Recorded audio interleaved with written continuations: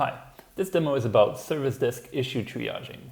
And the problem we're facing today is that service desk tickets that are closed do not reopen when you receive a new email. So let's have a look at a demo service desk ticket I created to understand the issue a bit more. So imagine you have a customer who sends you an email, they need help with something, and it lands on your service desk. And so you reply, you solve the problem. The customer confirms that the problem has been solved, this is great, and so you close the ticket. All is good. But then what if after that your customer actually has an issue again? It turns out it wasn't fixed after all, and they send you an email again. But you might actually never see this because your ticket will stay closed. So of course this is a problem, and the solution to this problem is automation.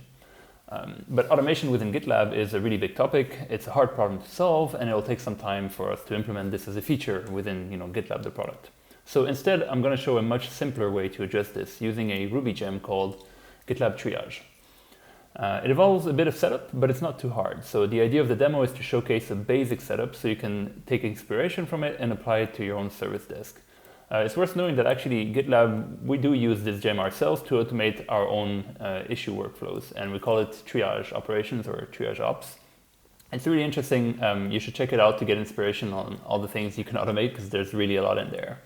But back to our demo. So I set up a service desk triage project, like a demo project, that uses the GitLab triage gem. And it has a few tickets that I created myself just to try it out. So you see there are a couple of tickets here. So if I look at the rules that I defined, so to use GitLab triage, you need to define some rules on what what are you trying to triage. So I defined two of them here. One is to detect feature requests and apply the request feature label. And the other one is to reopen closed issues that receive new activity, such as new comments. So if I look, for example, at one of my issues here, this one, the one I was showing earlier, with this rule in place, what happened is the GitLab triage bot has reopened the issue because it detected that there was a comment posted after it was closed, and it added this label reopen. So this is exactly what we wanted.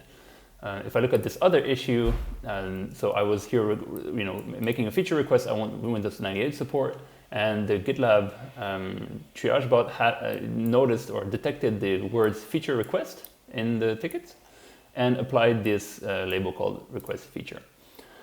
Right. So that's it for the rules. And if I go back to the repository.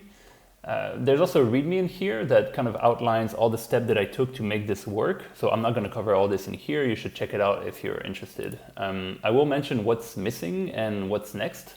So firstly, this project doesn't have any CI setup. So I did put some info in the README about how to do that, because there is an example we can use from somewhere else. Another thing is the gem doesn't support posting internal comments.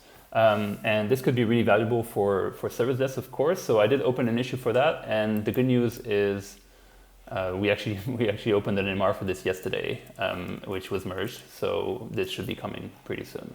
Why is this useful, by the way? Is because imagine you might want to create a rule that detects issues that haven't been responded to within a certain time frame. Think like SLAs, and you might want to ping your team with an internal note, to reply to this customer. But you obviously don't want this to trigger an actual email to your customer. So this is where you would want a comment to be posted internally. Another thing that's next, that will be an improvement, is to the way we detect like comments. Like the way I've done this here is to look at the updated date and the closed date and compare them. The problem is this picks up any new activity, not just new comments. So this could lead to some false positive and could be improved with probably some sort of more advanced Ruby script here that I didn't find the time to build just yet. So that's it for the demo. I hope you enjoyed it. You should follow the links to this project in the description if you want to try it out. Feel free to comment here or contribute to the demo project itself. And thank you for watching.